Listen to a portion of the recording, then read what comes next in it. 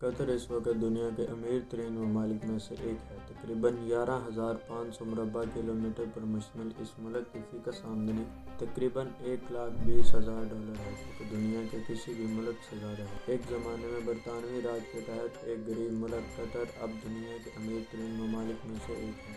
اس ملک نے 1971 میں انگریزوں سے آزادی حاصل کی تھی، لیکن آزادی کے 50 سالوں میں ملک تصویر بالکل مختلف کر دی۔ دنیا کے ہر ملک میں قطر کی مالی سرمایہ کاری، لگژری گاڑیاں، بڑی بڑی عمارتیں ہیں۔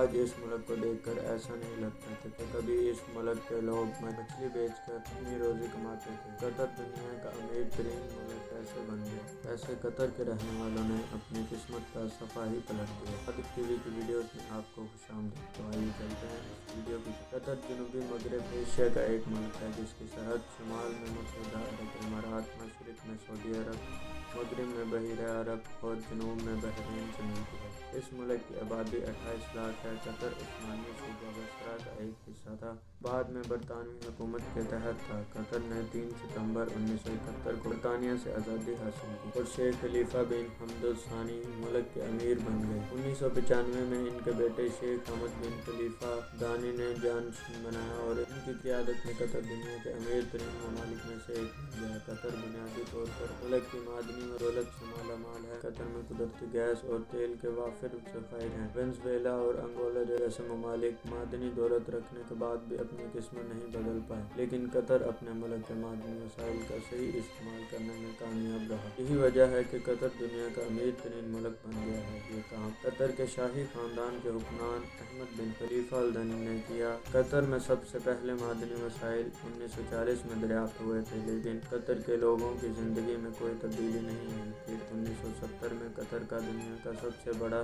قدرتی گیس فیلڈ، جسے نارتھ فیلڈ کے نام سے جانا جاتا ہے، دریافت ہوا۔ لیکن یہ گیس قطر کے لیے بالکل بھی منافع بخش نہیں تھی، کیونکہ اس وقت صرف پائپ کے ذریعے ایک جگہ سے دوسری جگہ گیس فراہم کی جاتی۔ لیکن اپنے جغرافیائی محل وقوع کی وجہ سے قطر کی گیس کسی بھی دوسرے ملک کو فراہم کرنا ممکن نہ تھا۔ اس وجہ سے اتنی دولت ہونے کے باوجود بھی 90 کی دہائی کے وسط تک قطر میں کوئی معاشی تبدیلی نہیں آئی۔ احمد بن خلیفہ الثانی نے قدرتی گیس کو نکالنے اور بیرون ملک بھیجنے کے لیے بڑی سرمایہ کاری کی۔ فیضاً قطر کی اقتصادی پالیسی تبدیل ہونے لگی۔ اس وقت قطر دنیا میں LPG کا سب سے بڑا ایکسپورٹر تھا۔ ان کی گیس نکالنے اور لیکویفیکشن کاسٹ دنیا بھر کے ممالک سے کم تھی، اس لیے ان کا منافع زیادہ تھا۔ قطر میں گیس کے ایک ٹینک کو بھرنے کی قیمت امریکہ کے مقابلے میں تقریباً 4 گنا کم ہے۔ چنانچہ بڑی مقدار میں سستی مائع گیس یا LPG برآمد کر کے قطر نے دنیا کے امیر ترین ممالک کا اعزاز حاصل کر لیا۔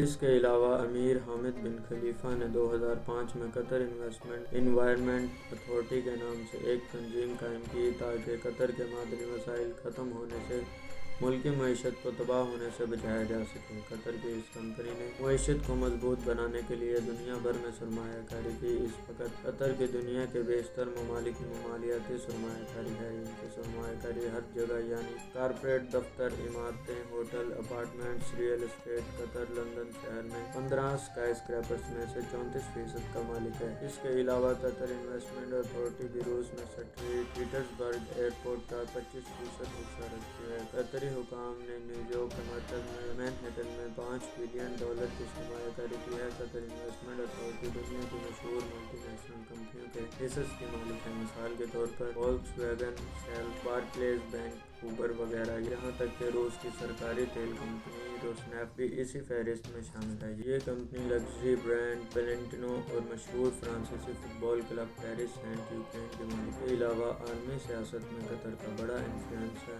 الجزیرہ میڈیا نیٹ ورک قطر کی حکومت نے عالمی رائے عامہ کی تشکیل میں مضبوط کردار ادا کیا ہے۔ الجزیرہ کے دنیا بھر میں 80 سے زیادہ نیوز بیورو ہیں۔ یہ BBC کے بعد دنیا کا سب سے بڑا ٹیلی ویژن نیٹ ورک ہے۔ قطر کی ایک اور media company being media group ہے۔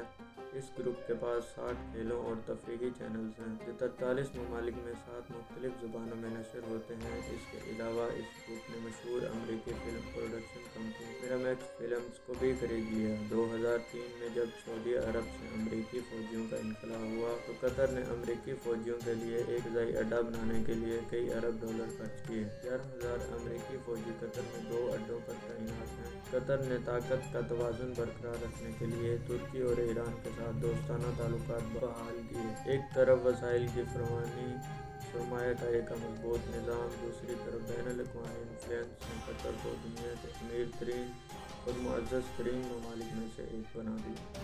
ناظرین، آپ کے خیال میں 1971 میں آزادی ملنے کے بعد قطر دنیا کا امیر ترین ملک بن گیا؟ اگر آپ کو یہ ویڈیو پسند آئے تو ویڈیو کو لائک، شیئر اور چینل کو سبسکرائب ضرور کریں۔